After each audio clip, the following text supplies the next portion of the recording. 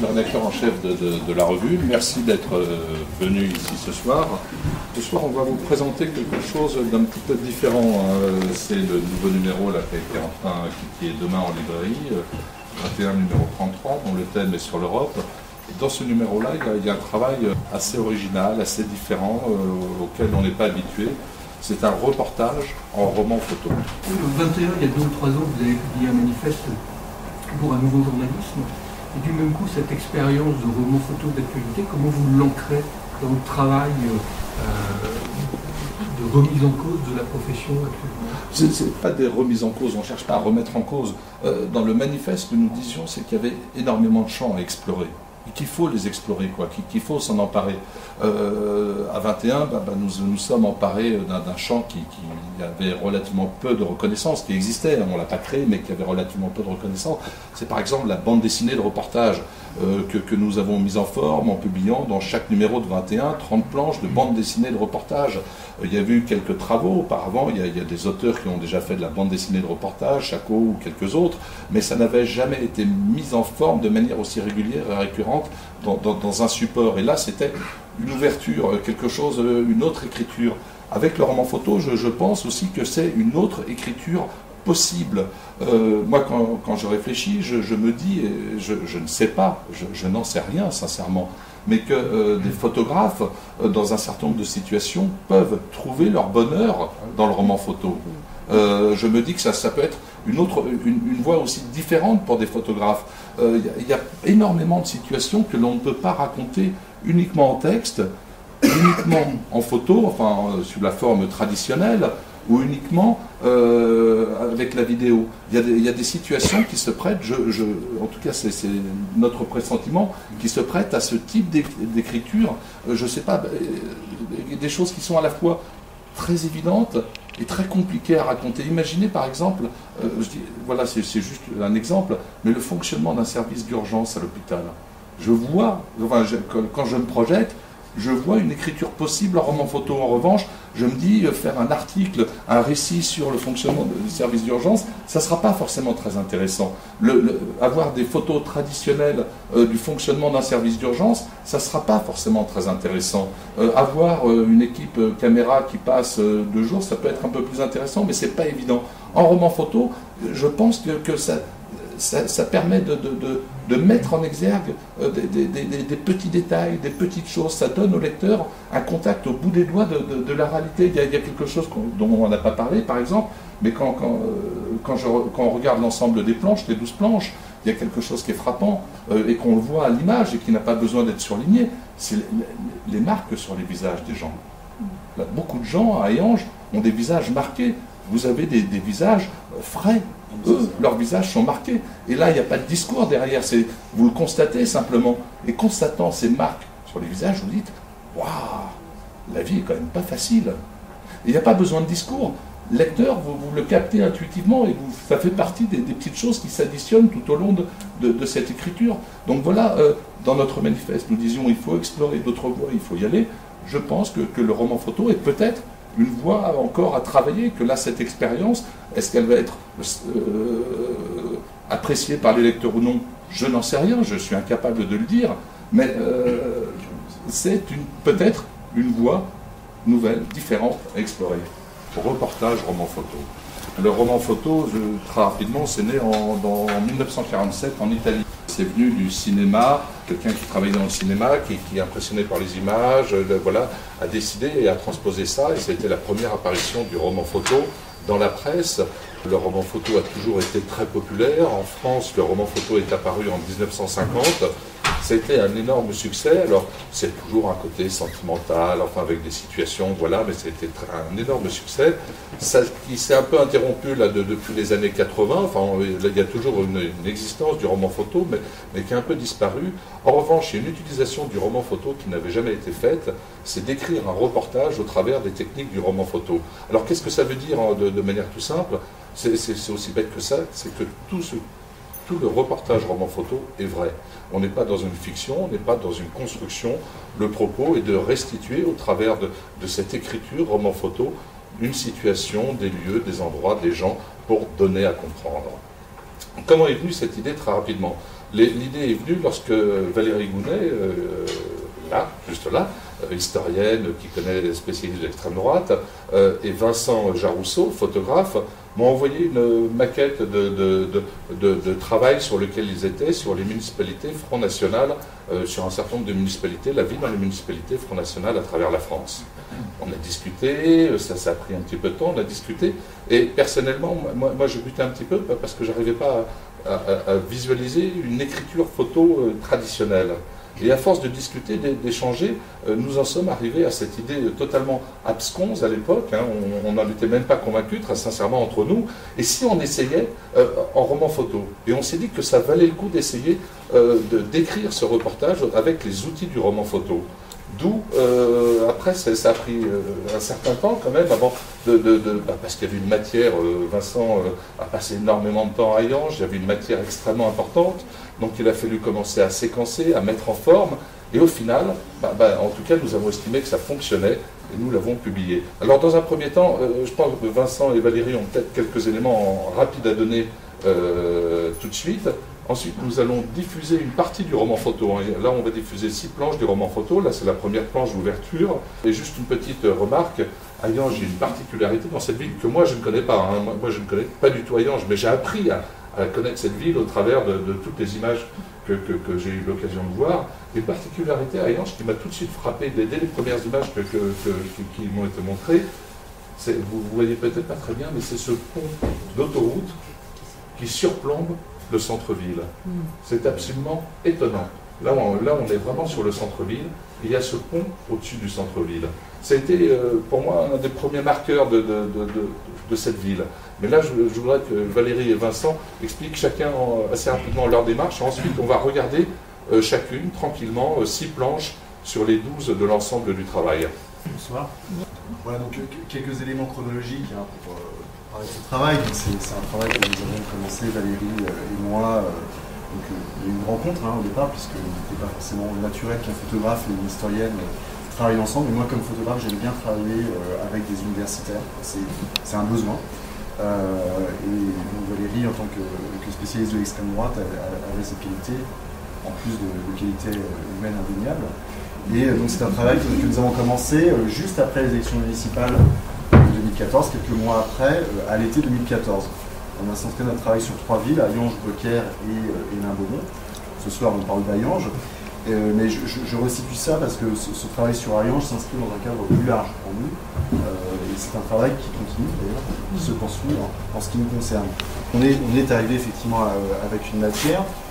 Et c'est vrai qu'il y a eu la question du choix de la ville, puisque quand on a rencontré Patrick la première fois, la question s'est posée de savoir sur quelle ville, puisqu'on était sur un format court, on pourrait se poser. Et très rapidement, on est tombé d'accord sur Hayange. Hayange s'est imposé, de par sa configuration. Patrick faisait référence à une configuration visuelle étonnante avec ce pont, mais c'est aussi Fleurange, hein, les hauts fourneaux qui ne sont pas d'ailleurs à Fleurange, mais à Hayange et qui ont fermé il y a quelques années. Et une région où historiquement le Front National n'était pas implanté comme dans le sud de la France ou plus récemment dans le Pas-de-Calais. Donc toutes ces raisons nous ont poussé à nous centrer sur cette ville. Après très rapidement, parce que je sais que je vais faire vite, on s'est attaché dès le départ avec Valérie sur ce travail dans sa globalité, non pas à faire un travail d'étude sur le travail des municipalités en tant que tel. On n'a pas cherché à dresser un réquisitoire des maires Front National, ce n'était pas notre propos. Notre propos, c'était principalement de montrer, de donner la parole et de montrer des électeurs frontistes, voire des abstentionnistes, et puis aussi l'opposition, parce que les oppositions existent dans ces villes.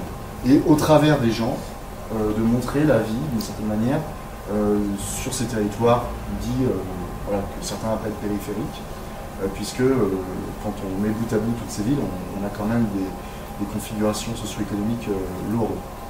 Voilà très rapidement, pour expliquer la démarche, sur la forme, on a déjà parlé, donc je ne reviens pas dessus. Valérie. Bonsoir. Alors moi je vais revenir quand même sur la forme et sur Hayange en 2 secondes. Moi c'était bizarre pour moi dans le sens où quand on fait l'histoire, on travaille sur archives, vous voyez, et là il fallait vraiment... donc au début c'est vrai qu'on n'a pas eu du mal, mais il fallait saisir, en fait, c'est vrai qu'on a retranscrit in extenso les sources orales, les propos des électeurs ou de ceux qui sont dans la municipalité, mais pour moi ça a été compliqué, vous voyez, de moi qui écris, de parvenir à un travail rigoureux en sachant que c'était, comme dit Patrick, un roman photo. Alors ça c'est la première chose. Et la seconde, on a choisi aussi à Hayange par ce sommaire qui est Fabien Angelman, et qui, c'est vrai, est assez atypique, puisque, comme vous le savez peut-être, c'est quelqu'un qui vient de l'extrême gauche. Et on voulait aussi, à travers cette ville qui est dans le nord de la France, qui représente une certaine population, un certain électorat du Front National, un certain discours du Front National, mettre en exergue qui est ce maire, parce que c'est pas n'importe qui. Et c'est aussi un maire, et là je sais que je faut que j'aille vite, avec qui le Front National a certaines difficultés. Pour vous donner une idée, c'est quelqu'un par exemple qui n'était pas au congrès du Front National cet été, parce qu'il pose problème. Et c'est aussi ça qui est intéressant, vous verrez, parce que quand vous achèterez 21, vous verrez qui est Fabien Angelman et qu'est-ce qu'il fait aussi au sein de sa municipalité. On voulait aussi, et c'est vrai qu'on a retranscrit aussi les propos de ces personnes que Marine Le Pen appelle les oubliés, les inaudibles. Il y a des personnes qui sont au sein de la municipalité, qui ont des fonctions. Vous verrez le profil de ces personnes. Et il n'y a aucune caricature, ils sont là. Mais il y a aussi ces électeurs qui sont là et vous verrez qui ils sont. C'est ça qui est intéressant. Alors, on va regarder la première planche, mais juste avant, pardon, juste un petit retour en arrière. Voilà, je pense que le nœud de la démarche tient dans ces lignes que signent les auteurs. La singularité frontiste, la possibilité d'accéder rapidement aux responsabilités, de faire une carrière dans un parti où les aventures en politique semblent encore permises. Et en fait, c'est ce que l'on ressent tout du long du roman photo. Et donc, on va vous donner à lire la première planche. C'est la planche d'ouverture. Prenez le temps de la lire. Hein, on n'est pas... C'est difficile. Pardon. Alors, je vais vous la lire. Rapidement. Pardon. En septembre 2014, Hayange j'organise sa première fête du cochon. Je suis quasiment prête. On est content d'être là. Place de la Résistance, il y a foule. Des anonymes, des élus, des associatifs. Des membres de groupes radicaux aussi. On n'est pas venu pour soutenir le Front National dirigé à 90% par des juifs, mais parce que la fête du cochon, ça nous tient à cœur. La star de Hayange, c'est lui, Fabien Engelmann, le jeune maire Front National de la ville. Je salue les journalistes qui se sont perdus dans notre bonne ville. On se demande pourquoi. Vous avez tous une petite idée sur la question? Non. Vous ferez attention à ces 2-3 imbéciles qui nous viennent je ne sais pas d'où, qui ne nous collent pas leurs autocollants dans la ville. Marie da Silva, la première adjointe FN destituée, est là aussi. Je n'ai pas fini mon long bras de fer contre le maire. Il y a encore beaucoup de choses à révéler. Est-ce que vous avez des remarques sur cette... ou envie de donner des... La fête du cochon quand même, quoi. Oui, voilà, ça fait du cochon. Je veux dire, en fait, c'est ça le problème aussi dans un sujet comme le Front National. Je vous dis, on ne veut pas caricaturer et cette personne qui est maire organise une fête du cochon, quoi. Ça veut dire, c'est pas anodin. Donc ça, c'est la première chose. Et c'est vrai que, comme vous le savez aussi, ce Front National dont Marine Le Pen est présidente depuis 2011, entre guillemets dédiabolisé, le but aussi, c'est de ne pas montrer ces gens qui figurent ici, quoi, c'est-à-dire ces gens issus des groupuscules hyper radicaux, quoi. Donc il y a un mélange de tout ça. Il y a Maria da Silva qui était dans l'équipe de Fabien Angelmann, qui a été désillusionnée pour X raisons, qui est là, et qui voilà. Donc il y a un mélange de plein de choses, et il y a ce maire qui est donc la vedette, parce que c'est la vedette de cette ville, quoi. Il faut bien voir aussi ce que Patrick disait tout à l'heure. C'est vrai que une des spécificités d'un parti comme le Front National, c'est qu'il y a pas mal de personnes aujourd'hui qui peuvent y rentrer, entre guillemets, assez facilement. Ils sont avides de cadre, ils n'en ont pas assez. Et c'est vrai qu'on peut faire carrière, entre guillemets, facilement au sein du Front National. Et c'est aussi une spécificité de ce parti de solidarité. Mais pour faire un retour d'expérience, puisque j'étais à cette fête du cochon, moi, en l'occurrence, c'est la première fois que je venais à Hayange. Ce dimanche 9 septembre 2014. Et moi, il y a vraiment deux choses qui m'ont marqué. Là, on parle d'une ville de 16 000 habitants. C'est pas Nîmes, Nantes ou Marseille, quoi. Donc c'est quand même une petite bourgade. Et il y a cette photo où on voit Fabien Engelmann de dos. Et moi j'ai préféré faire un contre-champ parce que je trouvais que c'était plus intéressant.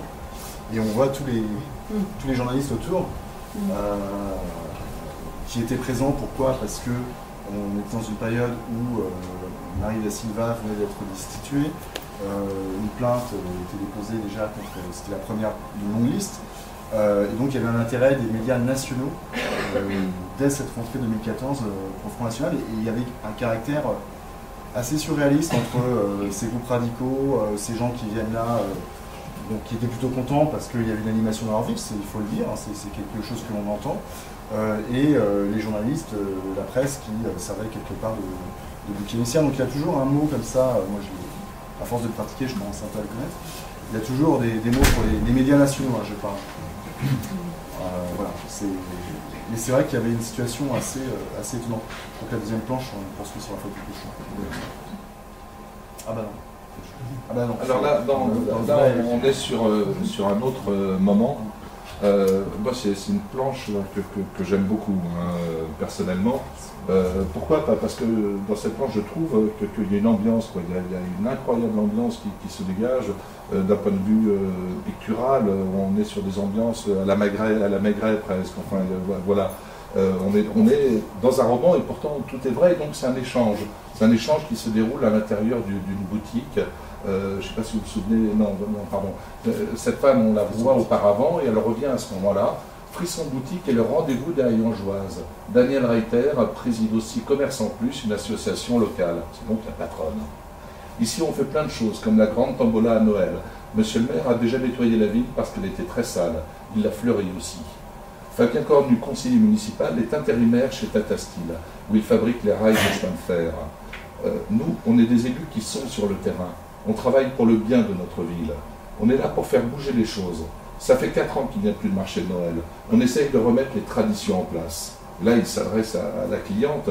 À Noël, on met toujours des sapins. Et cet été, en parlant du maire, il nous a dit « Mais pourquoi vous ne les accrochez pas ?»« Oui, mais monsieur le maire, c'est du boulot. » Et alors, il m'a répondu « Moi, j'ai le personnel. » Le maire nous a fait la peinture.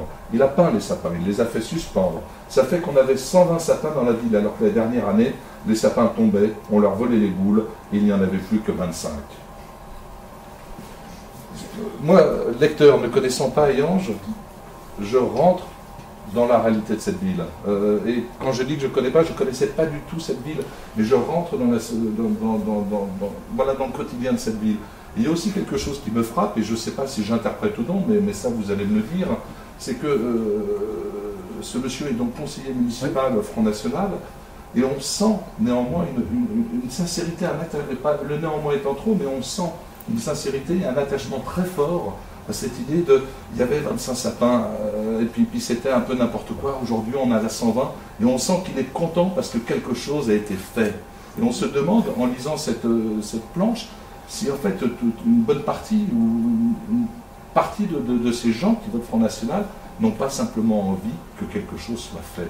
Et voilà, moi ça m'amène plein d'interrogations en tant que lecteur et des interrogations qui sont hors cadre idéologique, qui ne sont pas en fonction d'un a priori ou d'une idée que je pourrais avoir, mais qui m'amènent à m'interroger sur des réalités au quotidien. Non mais c'est une bonne question, effectivement, enfin, tu veux dire si je parle. Mais c'est vrai que je partage, on a fait les choix ensemble, donc on est d'accord sur cette histoire, mais cette histoire a traduit beaucoup de choses de mon point de vue. On pourra en discuter avec les Hayangeois présents dans la salle. C'est très anecdotique, mais en même temps c'est une anecdote qui révèle énormément. Qui révèle énormément sur Hayange, mais qui révèle énormément aussi sur la manière dont peuvent être perçus aussi les élus dans les villes Front National. Il faut le rappeler parce que je parlais de réquisitoire tout à l'heure, mais élection après élection, dans les mairies Front National, ça progresse plus qu'ailleurs. Donc c'est quand même une question qu'il faut se poser. Et c'est vrai qu'on a souvent, c'est une constante dans ces villes, des équipes municipales qui arrivent après d'autres équipes municipales qui étaient quand même en situation de défaillance. Il y a différentes situations, mais c'était quand même le cas à Hayange où le maire précédent, l'équipe précédente était quand même un peu à bout de souffle. Moi, c'est ce que j'ai entendu assez régulièrement. Et on a derrière des élus qui arrivent qui ne sont pas forcément compétents, même pas du tout. Hein. Il faut parler clairement. Fabien Cornu, par exemple, est capable de m'envoyer un mail. Moi, j'ai jamais réussi à correspondre par mail avec lui, hein, ça se fait au téléphone. Mais en même temps, on peut pas, on est obligé de reconnaître effectivement qu'il y a malgré tout une volonté de faire. Et c'est vrai qu'ils sont dans le faire sans forcément réfléchir les choses. Et des gens qui sont habités d'une certaine manière aussi d'un statut social en étant élus. C'est-à-dire que c'est pour lui, comme pour d'autres, je dirais la première fois de sa vie, connaissance sociale. Et c'est quelque chose qu'on ressent très fortement à Hayange comme ailleurs. Et donc c'est vrai que ça se traduit par cette volonté de résoudre des micro-problèmes. Voilà. Ça c'est une stratégie par contre, mais ça Valérie peut peut-être en parler mieux que moi, sur l'ensemble des villes. Oui, moi ce qui me sidère dans cette planche et dans les autres, c'est ce qu'un citoyen, ce qu'un électeur attend de l'offre politique quand même.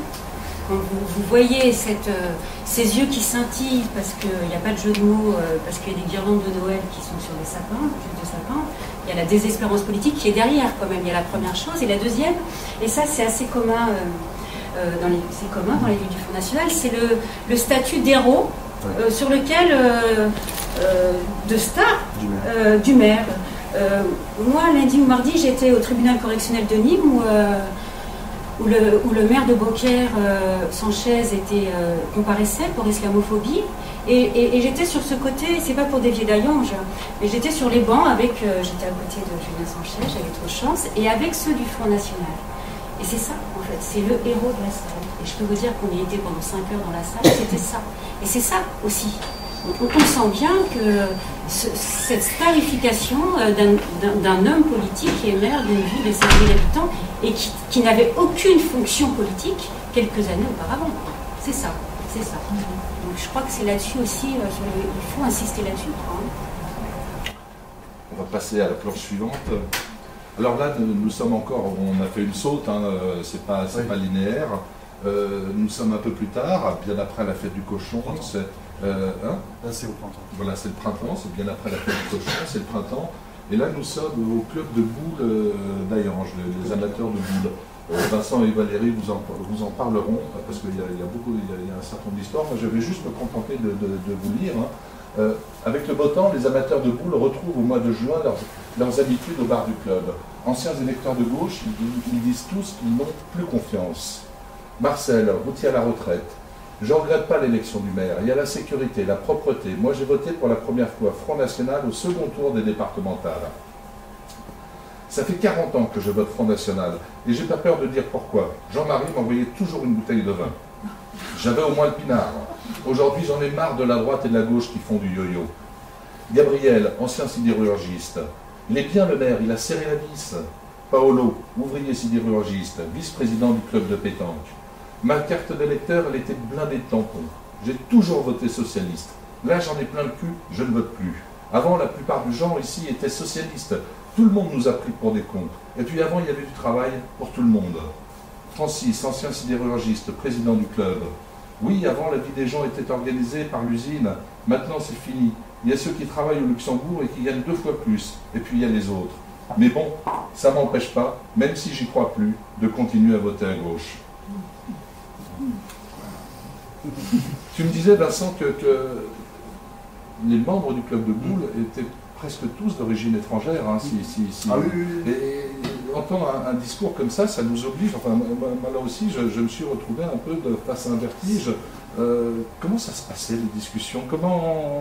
Alors pour contextualiser, on est dans un des quartiers d'Hayange, on est dans l'ensemble d'Hayange, au Conacaire, qui est un quartier qui a été créé dans les années 60, 60, je me tourne vers les Hayangeois. Oui, parce qu'il y a quelques Hayangeois dans l'assistance, voilà, nous intervenons tout à l'heure. Voilà, donc c'est un quartier qui a été conçu de toutes parts pour les ouvriers de la sidérurgie. Et donc là, on a principalement soit des retraités, soit encore des ouvriers de la sidérurgie, qui sont pour l'essentiel d'origine italienne et je crois qu'il y a un espagnol dans le lot. Donc voilà, certains ont pris la nationalité, d'autres non, mais le fait est que on a là des gens qui, pour la plupart, sauf le monsieur qui vote pour Jean-Marie Le Pen depuis très longtemps, mais tous votaient à gauche. Et c'est vrai que cette planche, elle résume, je dirais, assez bien ce que l'on peut entendre dans cette région en particulier. Hein. C'est pas le genre de choses que vous verrez du côté de Beaucaire, par exemple, hein, où les traditions politiques sont évidemment différentes. Là aussi, c'est un peu le même procédé. Hein. On a cherché surtout parce qu'on a sélectionné les propos. Hein. Il y a des heures de rush de son. Valérie a fait ce travail. Moi, je prenais le son, fastidieux. Mais on s'est attaché, je dirais, à aller chercher des propos qui sous-entendent beaucoup de choses. Voilà, je sais pas si on est plus dans la suggestion que dans le... Des propos qui donnent des clés ou qui posent des questions. On est dans la suggestion et c'est pas didactique, c'est pas une logique didactique. Ce qui montre aussi ce qu'on nomme on va dire les nouveaux électeurs du Front National. Alors, est-ce que la question qui pour moi transparaît dans cette planche, c'est ce qu'on appelle, est-ce que c'est un vote d'adhésion comme on l'appelle aujourd'hui, ou est-ce que c'est plutôt pas un vote justement de désespérance, c'est-à-dire que l'offre des partis politiques traditionnels ne convainc plus, ne suffit plus, et il y a aussi ça, évidemment, c'est aussi ça qu'on a voulu montrer dans cette planche, avec cette personne qui donne quand même une note d'optimisme, on va dire, qui continue à voter pour le parti pour lequel il votait depuis des années, parce qu'il ne croit toujours pas dans l'offre politique du Front National. On va passer à la planche suivante. Alors là, dans la construction, je vous l'ai dit, c'était pas linéaire. Là, on revient un petit peu en arrière. On est avant le printemps, parce qu'en fait, sur les 12 planches racontent une année de vie à Hayange. C'est une scène qui se déroule donc à l'automne, 2 mois après la fête du cochon, à peu près. Dans la vallée en déshérence, les hauts fourneaux éteints d'ArcelorMittal sont les symboles des promesses non tenues. Les Hayangeois s'estiment trahis. Il n'y a pas si longtemps que cela, ils étaient tous du même bord. Aujourd'hui, les syndicalistes n'ont plus droit à grand-chose. Un des objectifs du maire est de faire disparaître la CGT de la ville. Revendiquer ou distribuer des tracts à la mairie devient difficile. Depuis plusieurs mois, des intimidations et des pressions sont ressenties par une bonne partie du personnel. Nous n'ignorons pas les craintes de plusieurs agents. Une délégation est reçue à la mairie. Pour moi, il n'y a aucune pression. On a fait le listing des grévistes et je le donne à la presse. Je suis loin d'être un dictateur. Je suis aussi un gestionnaire. Ancien de la CGT. Fabien Gelman est un ancien de la CGT. Et là, on est quand même dans le quotidien aussi de cette municipalité. On sent les tensions, la dureté. Enfin voilà, il y a... même dans l'actualité. Dire le propos est quand même frappant. Pour moi, il n'y a aucune pression. On a fait le listing des grévistes et je le donne à la presse. Le donner à la presse, c'est tellement évident qu'on est dans la pression et la plus grosse pression. Et voilà, on est dans... Enfin, je ne sais pas, encore une fois, je ne connais pas Hayange. C'est le premier mouvement de grève, hein, je crois, sous le contrôle de Gilles, après l'arrivée d'Angelman à la mairie. Donc c'était pas non plus une grève massive. Hein. Il faut voir que dans le groupe, là, vous avez aussi des ouvriers d'ArcelorMittal qui étaient venus gonfler les rangs. Et finalement, les ouvriers, les communaux étaient très minoritaires. Mais moi, c'est vraiment un événement que je ne voulais pas manquer parce que, effectivement, de par l'histoire de la vallée de la French, une activité syndicale assez forte, et le personnage, on en parlait tout à l'heure, d'Angelman qui est lui-même un agent municipal, un ouvrier municipal dans le civil, de la commune voisine de Nilvange. Il est rentré par intermédiaire de son père, d'ailleurs, c'est du en passant, était aussi le délégué CGT de la mairie de Nilvange. Et quand il a fait son coming out FN, on va dire, en 2011, il a été exclu de la CGT. Et il nourrit depuis ce moment-là, on a des éléments, des preuves, quoi. Moi j'ai vu des échanges de SMS avec des anciens de la CGT, enfin des acteurs de la CGT plus exactement, qui sont tenaces, quoi. Il veut se faire à la CGT, quoi, très clairement. Donc c'est vrai que moi j'avais assisté à cet entretien, j'étais pas tout seul, hein, il y avait d'autres journalistes qui étaient présents, c'était assez intriguant, surtout la dernière phrase, qui là aussi en dit long, quoi. Sous-entendu, je suis un peu dictateur, mais aussi un peu les deux. Là, et là, on est comme dans les autres planches, mais il y a aussi cette particularité du roman photo, avec cette écriture, avec ce balancement des images, avec une ligne qui permet de faire passer quelque chose qui est omniprésent dans cette ville, parce que c'est l'ancienne culture, CGT, et juste, voilà, vous avez une scène qui se déroule, et puis le gros plan qui arrive, voilà, on est en plein dans la construction, dans l'écriture de ce roman photo, et ce ne sont pas des artifices, quoi, ce sont... Non mais très clairement, c'est un cas d'école assez intéressant. Je ne sais pas qu'il y a des iconos dans la salle, mais très clairement sur un choix icono classique, on n'aurait pas choisi ces deux photos à la suite. Là, pour le roman photo, ça se tient parce qu'on zoome quelque part sur le personnage. On va passer à la planche suivante. C'est la dernière planche, je crois, qu'on vous montre. C'est la 6e, oui c'est ça, c'est la dernière. Et c'est un petit peu, alors là aussi on n'est pas dans l'ordre chronologique, mais c'est un petit peu de, comment dire, les paroles des lecteurs du Front National, de conseillers, enfin je vais vous la lire. Il y a d'autres planches qui font état de l'opposition, qui abordent d'autres choses aussi. Là, on les a pas, on ne les montre pas ce soir, parce qu'on voulait juste rester sur aussi le côté technique, enfin écriture de tout cela. Toutes les quatre ont pris leur carte au Front National en 2014. Antélia Lévis, 18 ans, Christine Loher, 53 ans, Denise Collot, 58 ans, Audrey Darche, 34 ans. Denise, agent d'entretien au chômage, conseillère municipale et déléguée au centre communal d'action sociale. On n'a plus rien à Yange, plus d'urgence, plus d'hôpital. Le lycée des Grands Bois, fermé. Beaucoup de commerçants sont partis. Mais le pire, c'est la fin de Houfourneau. Ça a détruit beaucoup de personnes, ça devient fou à Yange le soir. Christine, employée municipale, et moi, toujours pareil, excusez-moi, je reviens, mais ce pont, là, les gens parlent du centre-ville, et on voit ce pont au-dessus de leur tête, on se dit, mais qu'est-ce qui s'est passé dans cette ville pour qu'on laisse construire une autoroute sur un pont au-dessus du centre-ville. Mais voilà, ces petits détails font aussi la richesse, à mon sens, du roman photo, de cette technique d'écriture. Christine, employée municipale chargée de la propreté, candidate au départemental dans le canton d'Algrange. Ça fait 30 ans que je travaille à la ville. Beaucoup ont profité du système. Aujourd'hui, fini d'aller en vacances avec les voitures de service. Angelman, il les a tous remis au travail et il a tenu ses promesses de campagne. Depuis qu'il est là, la ville est propre, il ne peut pas faire plus. Audrey, en apprentissage pour devenir aide-soignante.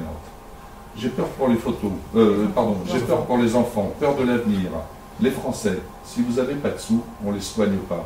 Les autres, on les aide, eux. Antonia habite chez sa mère, handicapée.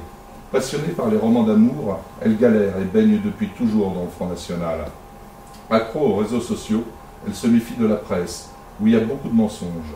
Elle gagne 600 € par mois et ne veut qu'une chose, un CDI, et il n'y en a plus, il n'y a plus rien. J'ai toujours voulu être présidente de la République. Et j'ai toujours dit, à 40 ans, je me suicide. J'aurais pas besoin d'attendre la retraite à 95 ans. Pour moi, Marion Maréchal Le Pen représente l'avenir. Je disais, et après je vous laisse la parole, je lui disais, il y a d'autres planches, et la planche où il y a l'opposition, on entend la conseillère municipale socialiste, je crois, ou départementale socialiste dire, j'ai réalisé que les gens avaient peur. Et c'est aussi un propos frappant que l'on sent au travers de ces paroles qui sont gouttes de coffrage, quoi.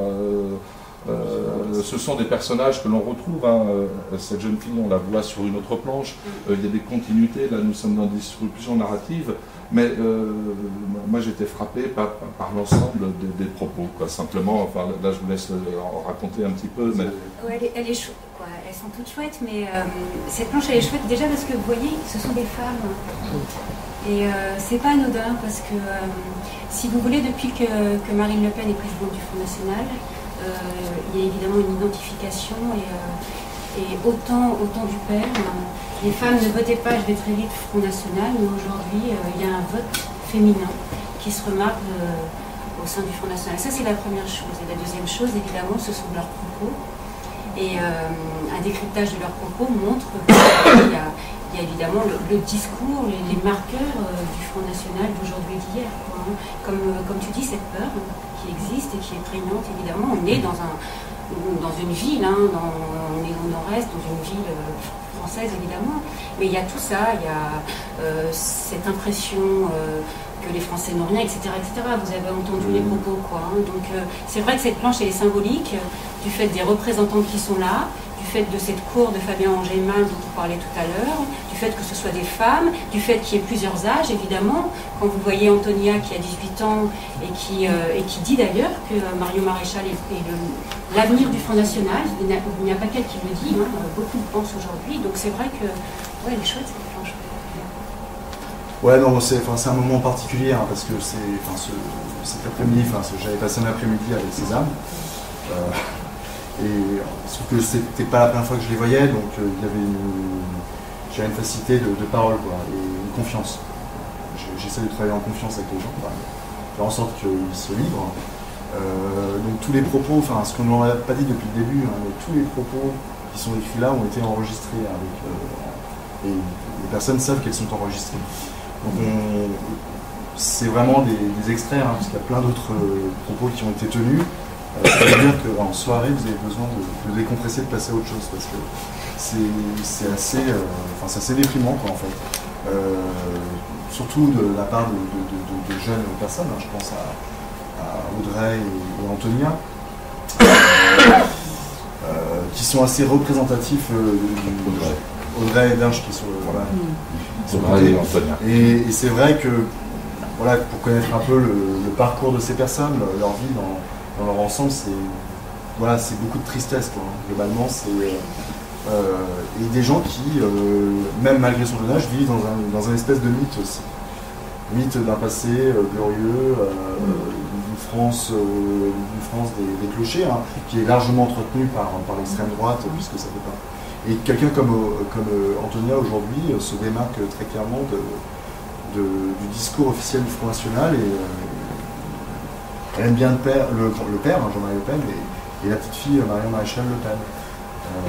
Qui n'est pas du tout en accord avec Florian Philippot, par exemple. Et ça aussi, c'est assez représentatif, Front National, pour le côtoyer.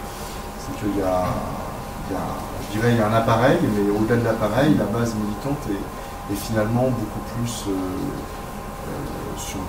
sensible aux questions d'islam, d'identité, que d'Europe, finalement. Est-ce que vous parliez tous les deux d'un énorme travail sur le texte pour réduire et être dans le noyau dur, au cœur du propos des gens, en respectant les gens, en respectant la parole des gens et parvenir dans le noyau dur. Mais il y a eu ce même travail sur les images aussi, où il a fallu réduire les images et parvenir à les écrire pour les mettre en musique et en forme.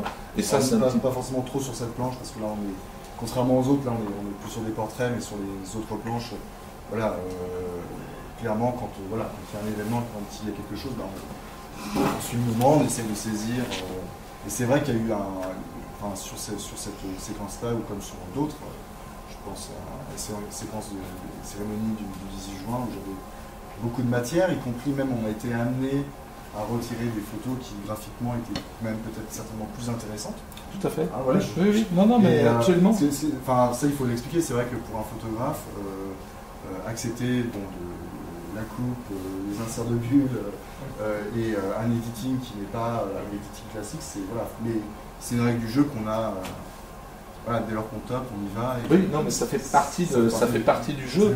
Mais c'est aussi par rapport au travail photographique très particulier, parce que pour construire un roman photo, vous allez vous autoriser des choses que vous ne vous autoriserez jamais dans la gestion d'un travail photographique, c'est-à-dire recadrer, détourer. Il y a des gens qui ont été détourés, là, ce monsieur a été détouré, mais il est évident que la photo n'a pas été prise comme ça, que derrière lui il y a un cadre, que parfois elles ont été recadrées pour que les choses passent mieux. Il y a eu à faire ce travail photographique. Il y a une alors, dans la partie aussi du roman photo, c'est qu'il oblige à l'épure la plus totale dans le choix des images, dans les textes. Et vous pouvez simplement jouer sur quelques petites choses. Là, on ne l'a pas en planche, mais on a joué un moment sur l'œuf, hein, mais vous allez raconter l'œuf, et on lui a mis une touche de bleu en image, c'est une touche de couleur sur une planche, Mais vous allez peut-être expliquer pourquoi. Moi, je voudrais rajouter, parce que quand on voit ça, et nous deux, même, on trouve qu'on est super satisfait du travail, mais c'était super compliqué. Hein. Oui. On en a passé des heures dans son bureau, hein, parce que quand on parle du métier de photographe, mais moi je peux vous dire, pas de note en bas de page, ça veut dire quoi. Vous voyez, on est sur des propos, il a fallu réduire au maximum, enlever pour moi des paroles qui pour moi étaient vraiment... Alors, là, ouais, c'est super. Mais il a fallu vraiment discuter, arriver à des accords qui n'étaient pas si simples que ça. Et c'est vrai qu'on a dû s'adapter à ce nouveau support pour nous qu'on ne connaissait pas ou qu'on avait lu dans notre plus tendre enfance dans les magazines de nos parents, mais qui n'était pas du tout de cette rigueur, on va dire, historique, et qui devait rendre... Donc oui, il y a tout ça quand même. Hein. Vous êtes assis, vous regardez nos planches, mais je peux vous dire que ça a été la jeunesse de l'idée, la mise en pratique et la méthodologie. Voilà. Sans oublier le travail de 21. Alors, ça a été mis en page et mis en forme par Quentin Litz, qui est notre directeur artistique, qui a fait une certaine aisance sur ce genre d'exercice, ou une aisance certaine. Voilà.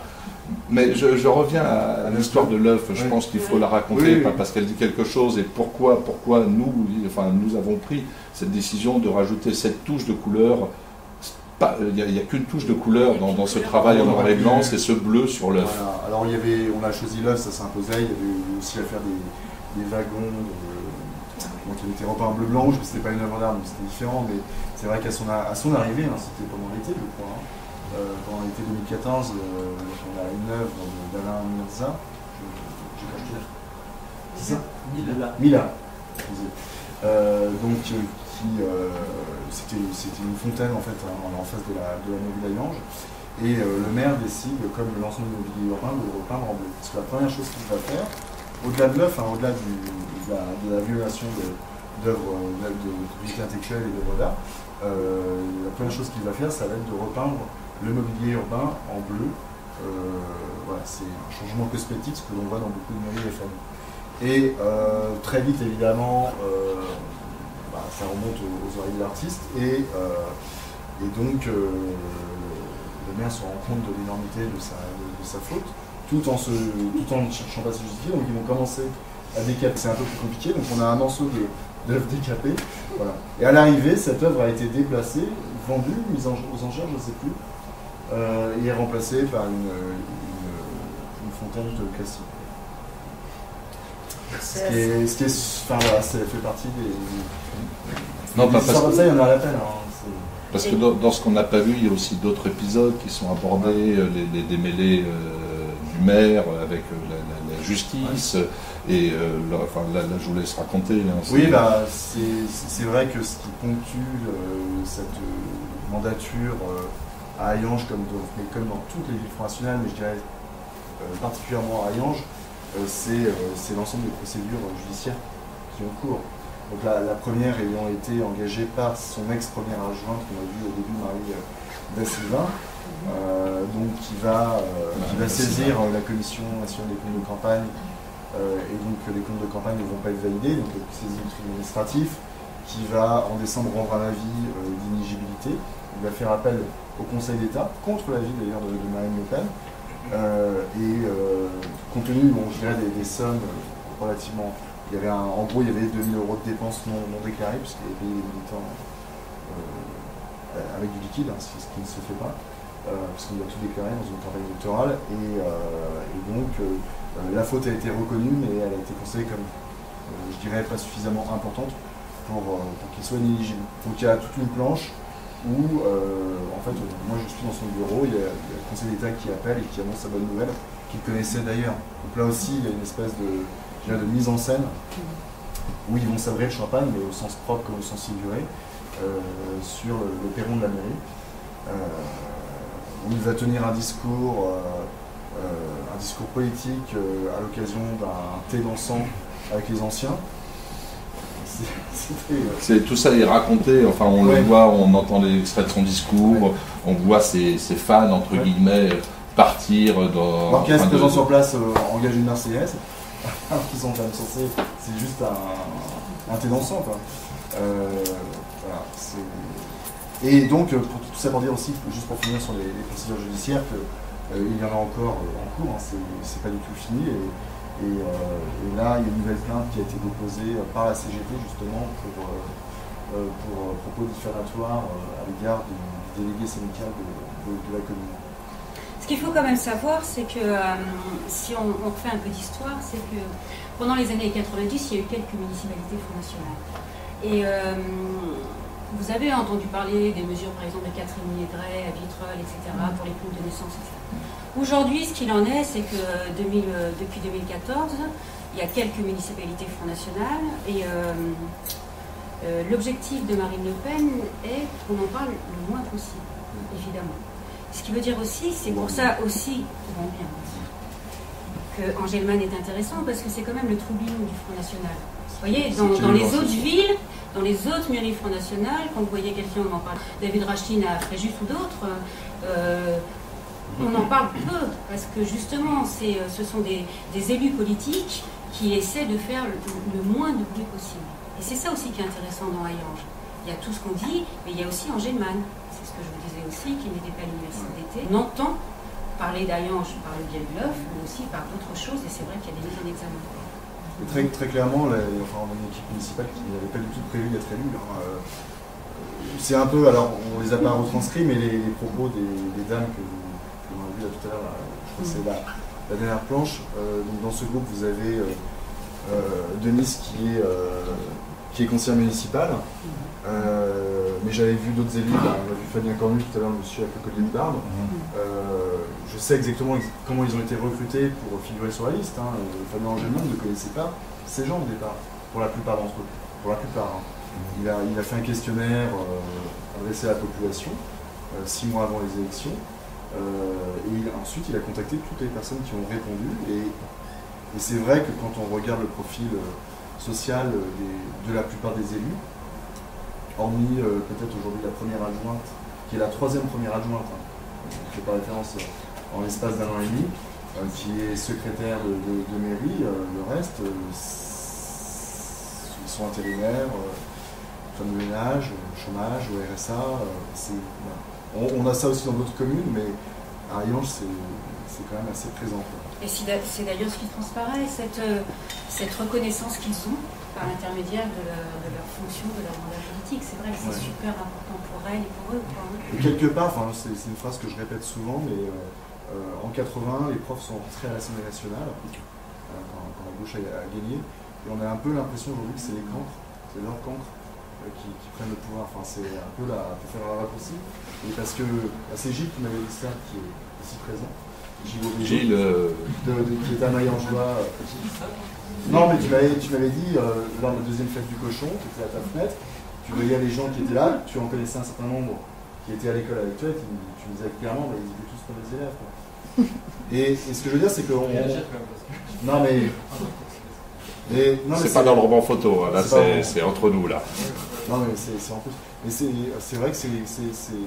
En même temps, moi, ce qui me choque par rapport à la réalité d'Hayange, parce qu'on n'a pas eu le temps, je dirais, de le mettre suffisamment en avant, parce que voilà, on était restreint, mais Hayange, c'est pas que la crise, c'est pas que une situation sociale dramatique. Il y a quand même dans cette région près de 80 000 frontaliers qui travaillent tous les jours au Luxembourg, qui n'est qu'à une demi-heure. Donc on a quand même une partie de la population qui vit, on y fait référence, voilà, très brièvement. Et je pense que cette population, enfin, je ne vais pas faire de généralité, mais elle se vit un peu en extériorité par rapport à la vie sociale et citoyenne. Moi je propose qu'on arrête là pour l'instant, pour laisser un peu la place aux questions. Moi, juste revenir sur notre intention initiale et qu'on a essayé de garder jusqu'au bout, c'est-à-dire d'utiliser cette technique du roman photo dans une logique journalistique et reportage pour parvenir à restituer au plus près, au plus juste des situations, des réalités, des propos que l'on ne pourrait pas restituer au travers d'un texte ou au travers d'un simple travail photo. C'est pour ça que nous sommes partis dans cette écriture, parce que c'était notre intention, notre obsession tout du long, de parvenir à cette restitution et aussi à faire sentir, à faire partager une vie, enfin une expérience, une immersion. Et moi j'arrêterai là et pour vous laisser la place aux questions. La première bulle, si on peut revenir à la première bulle, la première planche, moi quand je suis lecteur, mais ça c'est moi, après j'ai tort ou j'ai raison, je n'en sais rien, mais quand en septembre 2014, Hayange organise sa première fête du cochon, et je vois cette commerçante qui est en train de dire « je suis quasiment prête, on est content d'être là », moi je rentre, je suis sur le marché, au travers d'un propos totalement neutre, mais voilà, moi lecteur, je m'installe dans ce monde-là, dans cette ville-là que je ne connais pas, et je me promène au travers des propos des uns, des autres, des rencontres, etc. Et tout ça sans aucun verrou idéologique, quoi. Voilà, je suis là, j'écoute, j'entends, et après je m'interroge, et ensuite, au final, je réfléchis et je vais me faire des idées, des opinions, et c'est vraiment dans cette optique-là que nous avons fait ce travail tout du long. Voilà, maintenant je vous laisse poser des questions, parce que vraiment, totalement ouvert, Valérie et Vincent sont là pour répondre. Mais peut-être, voulez-vous intervenir, monsieur Obédo? Vous étiez en train de discuter avec Vincent là, à l'instant. Non mais, enfin, c'est vrai que ce travail, c'est une mise à plat. C'est-à-dire que, quand je dis une mise à plat, c'est-à-dire que, voilà, moi c'est comme ça que je travaille, c'est comme ça qu'on travaille avec Valérie. Un lecteur du Front National, on lui parle comme à n'importe qui, enfin, comme à un abstentionniste. Voilà, je pense que c'est une bonne comparaison. Enfin, effectivement, moi, ça ne fait pas partie de mes opinions politiques, donc quelqu'un qui est proche de mes opinions politiques, mais ça, c'est une extrême minorité. Les gens qui sont structurés politiquement, il y a les gens qui sont structurés politiquement dans les partis, il y a les électeurs. Là, on parle principalement d'électeurs. Les adhérents, ils ne sont pas structurés politiquement. Donc, on n'est pas dans une discussion ou dans une étude de la vie interne d'un parti politique. Là, ce travail, c'est une mise à plat d'une ville, et dans cette ville, on s'est intéressé en particulier à ces électeurs qui votent pour le Front National ou qui ne votent plus, et aussi à l'opposition. Voilà. On a voulu dresser le tableau. Après, ce que je voulais dire, c'est que dans les villes, ce que moi j'ai constaté, ce que l'on constate dans les villes, surtout à Hayange et à Beaucaire, c'est que l'opposition, elle ne se traduit pas forcément au sein des appareils politiques. C'est plutôt une opposition citoyenne, associative, qui dépasse le cadre traditionnel des partis. Voilà, mais après, je pense qu'il faut peut-être revenir sur... Mais c'est vraiment une mise à plat. On veut montrer les choses telles qu'elles sont, c'est pas un réquisitoire. Après, on en prend ce que l'on veut, on va en tirer les conclusions, que l'on veut. On peut considérer que... on peut considérer au travers de ce travail que ces villes sont bien gérées, peut-être. C'est peut-être que certains diront, je ne sais pas. Voilà. Non, mais si, enfin, la démarche, on la voit, mais vous ne le verrez pas là à l'écran. Oui. Mais sur la dernière planche, ça résume un petit peu, parce que la dernière planche se termine sur la seconde fête du cochon, organisée un an plus tard, après la première dont vous avez vu le début, organisée un an plus tard à Hayange. Et là, il y a une série, il y a 6 photos de personnes dans la foule à la fête du cochon. Et on a eu une discussion, quoi, parce qu'on aurait pu très facilement caricaturer les choses. C'est-à-dire que dans cette foule qui vient à la fête du cochon, il y a des gens absolument pas sympathiques, hein, vraiment, c'est très, il y a des profils qui sont en photo très très durs, en images très très dures. On sent une violence, enfin on sent chez eux une violence. Si on avait voulu stigmatiser, pour reprendre le mot, on aurait mis une collection non, mais on aurait mis 6 images de ce type-là. Et là, on a travaillé pour justement arriver à un équilibre, c'est-à-dire que dans la dernière planche, on voit à la fois des dames qui dansent et qui sont contentes, et puis il y a un monsieur un peu plus dur, mais voilà, on a essayé au contraire de sortir de la stigmatisation pour restituer la réalité, voilà, ce quotidien-là, parce que on peut après raisonner en fonction d'idées ou d'axes politiques, mais avant même, nous semble-t-il, et c'est tout le propos de la démarche, avant même d'en arriver à une analyse politique, il faut quand même observer la réalité. Il faut quand même entendre ce que disent les gens. Il faut quand même prendre ce qui est très rare et qui est de plus en plus rare aujourd'hui, parce qu'on est sommé de penser ceci, cela, c'est beau, c'est laid, c'est pas bien, etc. Mais de prendre ce temps qui est de plus en plus rare, de se promener, d'écouter, d'entendre, d'additionner. Et c'est vraiment le cœur de ce travail. D'où la difficulté et l'enjeu, parce que c'est vrai que dans les propos et dans les photos, c'est ce qu'on a voulu surtout ne pas faire, stigmatiser, ce que tu rappelles bien, quoi. Et c'était ça la difficulté, c'était de restituer des photos et des propos qui n'étaient pas caricaturaux. Parce que ça, c'était super simple. Très facile. Alors là, franchement, on allait très vite. Et on pouvait juste tomber. On voulait justement ne pas tomber dans cet écueil et avoir de telles photos et de tels propos.